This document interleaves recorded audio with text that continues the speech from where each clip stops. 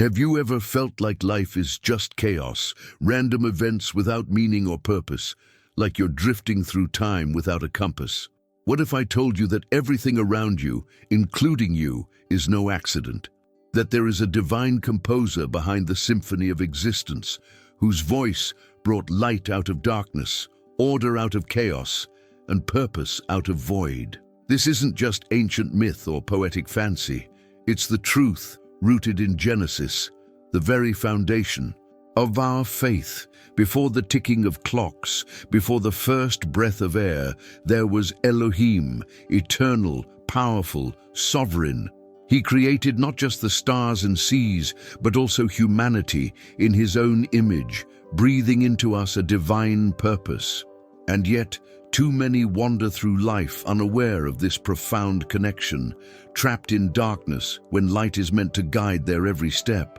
The story of creation is not only about beginnings, it's about reclaiming the destiny God wrote for you from the very start. This video will take you on a journey through the sacred song of creation, revealing how every detail of the universe whispers God's love and design for your life. You'll discover why the seventh day's rest isn't just ancient tradition, but a vital gift for your soul. And you'll understand how the Garden in Eden is the blueprint for your own spiritual journey, full of beauty, choice, and hope. If you're ready to step into this divine story and unlock the powerful truths hidden in Genesis, don't wait. Hit that subscribe button now. Many who watch aren't yet part of our community, and you don't want to miss what's coming next. Stay until the end, because what you're about to learn could transform your faith, your purpose, and your future forever. Before there was time, before the ticking of any cosmic clock, before stars sang and light danced across the canvas of creation, there was only Him. Elohim, the great I am, not I was or I will be, just I am. Timeless, boundless, whole. While our finite minds crave a beginning, He has none, and that alone should spark awe. Think about it. Before the very first page of Genesis, before there was even a concept of history, He already existed in perfect fullness. He didn't appear, He didn't evolve, He didn't emerge. He is. This isn't poetic flair, it's divine reality. He was the symphony before sound, the rhythm before motion, the voice before the word. That's where our story begins. Imagine a painter with no canvas, no paints, not even space to stand in, yet bursting with vision. That's Elohim before Genesis 1:1. The very idea of nothingness couldn't contain Him. While we often think of beginnings in terms of birth or construction, His existence defies those categories. He wasn't made, He simply is. That truth alone silences our need to comprehend everything with logic. This is the God who would later breathe into humanity the breath of life, but even that act is downstream of His eternal being. To know this God is to accept that mystery is part of the relationship, and somehow mystery makes it more sacred. Elohim existed in the quiet fullness of Himself, needing nothing, lacking nothing, yet love compelled Him to create. That's right, creation wasn't born out of necessity, but out of overflowing intention. That's crucial. His eternal nature isn't cold and detached. It's filled with warmth, desire, and divine purpose. Before time was measured, His love was already infinite. Have you ever wondered why your soul aches for something more, something beyond the physical? It's because you were designed by a being who is beyond the physical, the longing for light, for meaning, for connection. That longing was etched into your very spirit by the one who preceded it all. The eternal nature of Elohim invites us to rest in the fact that we're not accidents. If He existed before all things, then He also saw you before you were born. That's not sentimentalism, that's spiritual fact. In Ephesians 1:4, Paul says, "We were chosen in Him before the foundation of the world." That means your existence, your humanity, your place in the grand design. It's all been known. You are not an afterthought. You were seen in the mind of the eternal before atoms ever assembled. Into stars. Sit with that. Let it break down the lies that say you're unseen or unwanted. And so we begin, not with a bang or a blaze, but with a whisper of eternity. Before light, before Genesis opens its mouth, before the first stroke of creation, there was God, the one who always was and always will be. But this eternal isn't content to remain distant. He's about to speak. And when he does, oh, everything changes. Stick with me. What comes next is the first tremor of divine intention breaking the silence. There was nothing but stillness. Then a voice broke the silence. Not a whisper, not an echo, but a command that cut through the void with purpose. Let there be light. With those words, Genesis ignites. Creation doesn't begin with action, but with sound, a word spoken by Elohim, filled with intention and power. That word, alive and sharp, splits nothingness like lightning across a black sky. And in that moment, light was born. Not just photons or beams we can measure, but the spiritual force that marks the beginning of divine order. It was the first gift, a light that gives direction, meaning, and hope. In John 1:1-3, we read that, "In the beginning was the Word, and the Word was with God, and the Word was God." That same Word that hovered over the chaos, that shattered the void, is Jesus. Through him all things were made. When Elohim spoke, he wasn't simply creating particles, he was unveiling his nature. Light is more than visibility. It's life, it's purpose. It's the revelation of Elohim to humanity. Where there is light, darkness cannot win. And that's not just poetic, it's the law of heaven. This first act isn't random, it's deeply spiritual. When God says, "Let there be light," he's also declaring war on confusion, fear, and death. That's why even now, when your soul feels dark, your answer isn't noise, it's God's voice. The same voice that started creation still speaks today. Want to hear it? Open the scriptures. Seek him in silence. Let his word light your path. Psalm 119:1-5. From that moment, time itself begins. There was evening and there was morning, the first day. Genesis doesn't just introduce events, it introduces order, rhythm, divine cadence. Creation follows structure because our Creator isn't chaotic, he's intentional.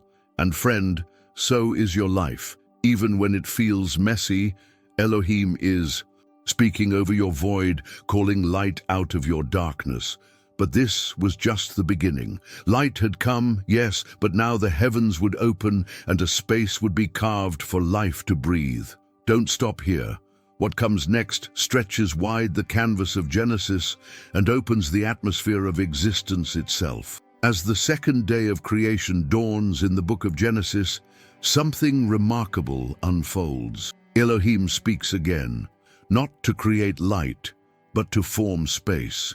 He separates waters from waters, crafting an expanse he calls heaven, Genesis 1:6-8. It's not the heaven of stars or angels just yet, but the sky, the atmosphere, the very air we breathe. Suddenly the world isn't just illuminated, it's spacious.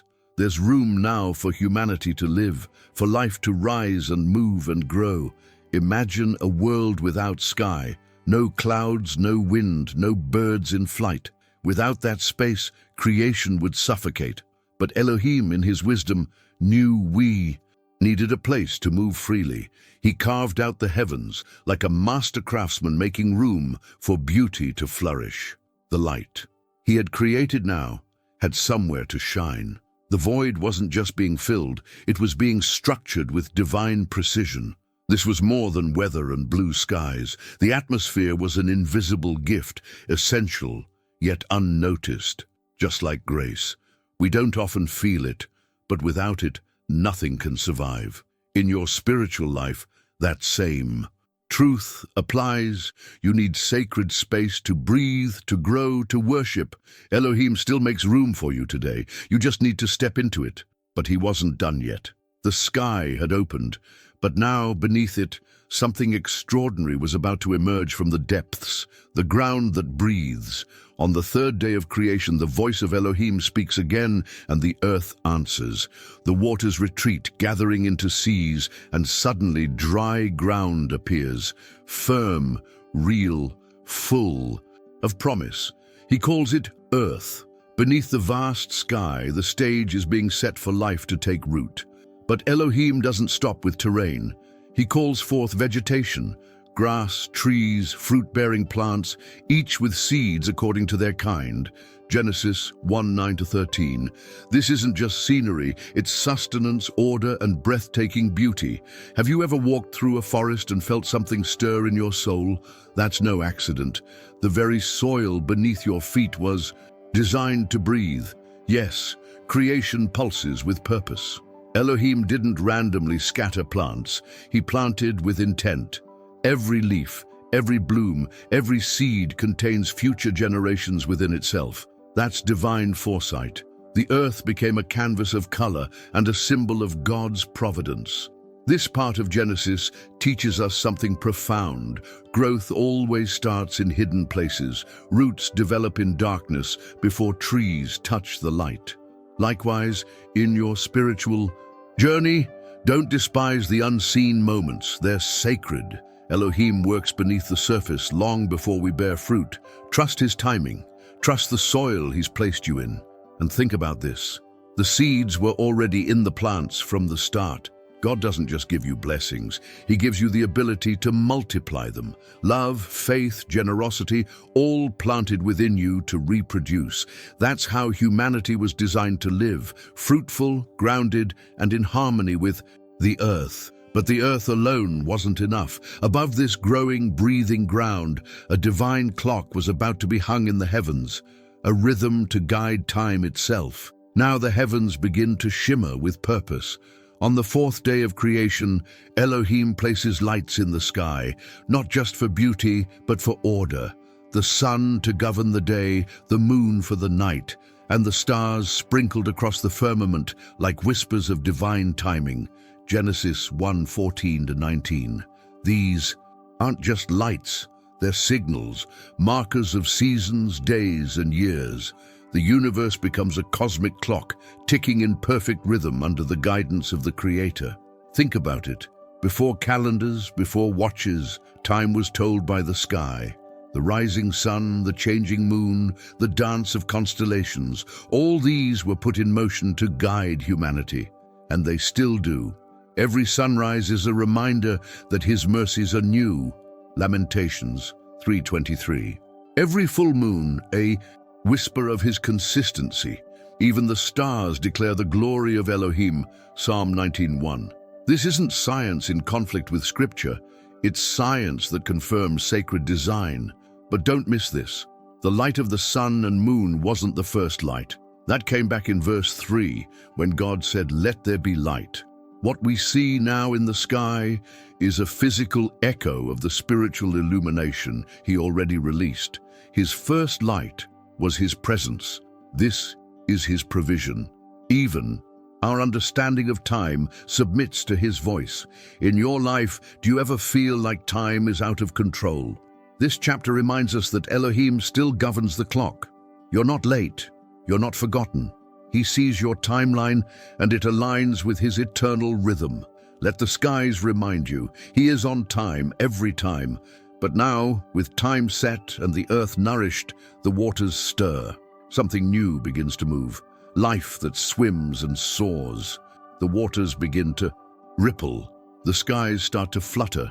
On the fifth day of creation, Elohim speaks again, and the silence of the sea is broken by movement. Fish dart through the deep, whales sing ancient songs, and birds rise into the open sky, filling the atmosphere with sound and color. Genesis 1:20-23. This is a day of abundance, of life in motion, of beauty in variety. And God doesn't just create these creatures, He blesses them. He tells them to multiply, to fill the waters and the skies. This is divine permission to overflow. It's incredible to think about. Oceans once still are now teeming with unseen wonder. Skies once empty now echo with wings. Creation is no longer silent, it's alive. These creatures don't simply exist. They move, breathe, sing. It's a preview of the joy God has in watching life flourish. And if He takes delight in fish and birds, how much more in humanity? Notice how the waters and skies, once just spaces, are now filled with purpose. That's how Elohim works. He creates space, then He fills it. The same is true for your heart. He clears out the old to prepare for something new. When it feels like you're in waiting, remember, He's not finished. He's about to fill your emptiness with purpose. And don't forget the blessing. It's the first time in Genesis God explicitly blesses His creation. That matters. He didn't just make these creatures, He empowered them. The same blessing He gave them, fruitfulness, expansion, abundance, is still available to you. You were made to thrive, not just survive. And now, as the sea rejoices and the sky sings, the ground begins to shake. Something heavier, wilder, and closer to us is about to step onto the scene. The sixth day begins with fresh energy. After filling the skies and seas, Elohim turns His gaze to the ground, and once again His voice commands, "Let the earth bring forth living creatures according to their kinds." Genesis 1:24-25. Suddenly the land teems with movement. Elephants thunder across the plains. Lions roar from rocky hills. Insects, lizards, cattle, wild beasts, all rise from the dust, each designed with intention, balance, and wonder. The earth becomes a living mosaic. What's astounding here is the diversity. From towering giraffes to tiny ants, every creature holds a role in creation's rhythm. There's no chaos, only harmony. Predators and prey, burrowers and flyers, all coexist in perfect balance. That's not evolution by accident, that's divine architecture. The fingerprint of Elohim is seen in every hair, every paw print, every heartbeat.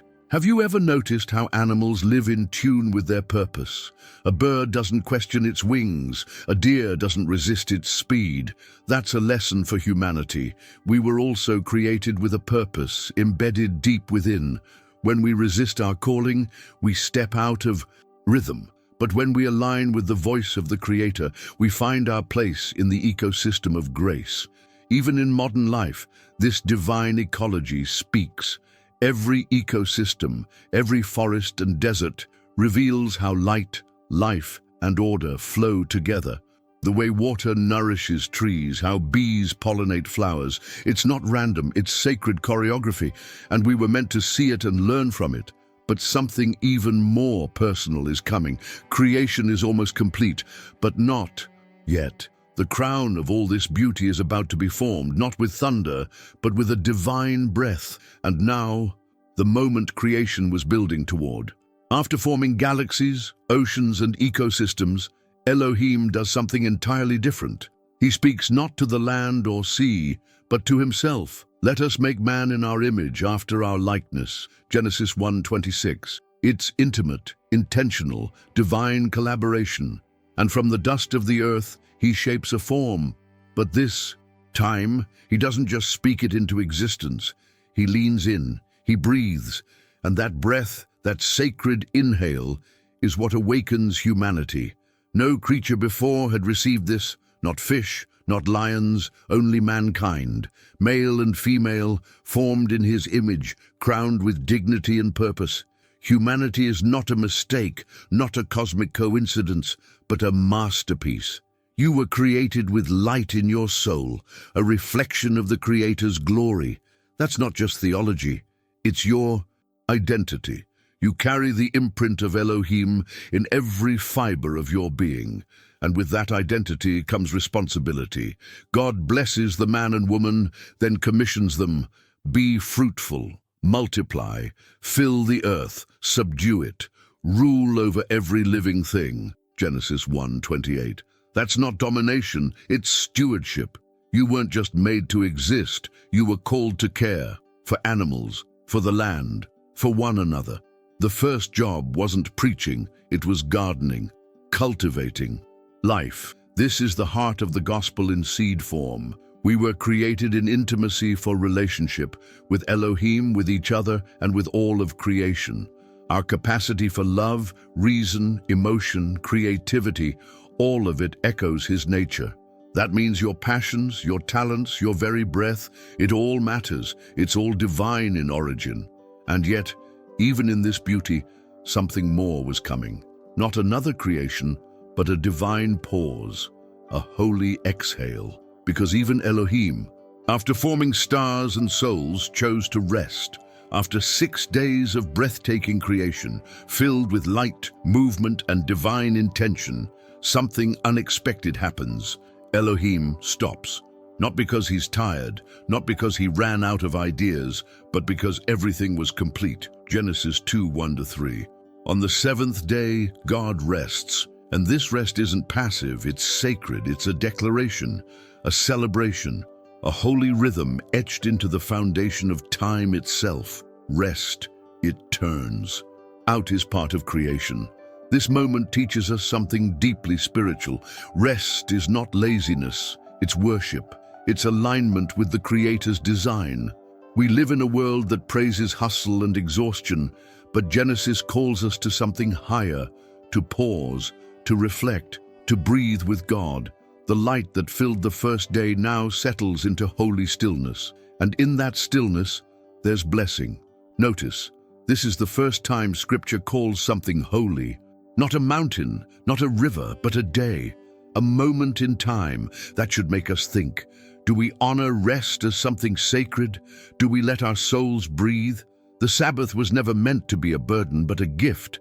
A time to reconnect with Elohim, with ourselves, and with others. For humanity, this day marked the beginning of true communion. No tasks, no toil, just presence, just being with the one who formed us. Imagine walking with God through the garden. No fear, no shame. That's the tone of the 7th day, and it's an invitation still open to us now. But this rest wasn't the end. It was a new beginning. For in the next breath, Elohim would plant something sacred, a garden unlike any other, a place where heaven and earth kissed and the human story would truly begin. After the stillness of divine rest, Elohim begins again, not with more creation, but with deeper intimacy. He plants a garden, not in a valley, but on a mountain, where heaven and earth meet. Ezekiel 28:13-14. This isn't just a patch of green, it's Eden, a sacred space where humanity can dwell in communion with its creator. Trees bearing fruit, rivers flowing with life, beauty woven into every branch. It's not just beautiful, it's intentional, a home designed for relationship. In this garden, light wasn't just from the sun, it radiated from God's presence. Adam and Eve weren't spectators of creation, they were its stewards. Their work was sacred. Every step they took on that soil was worship.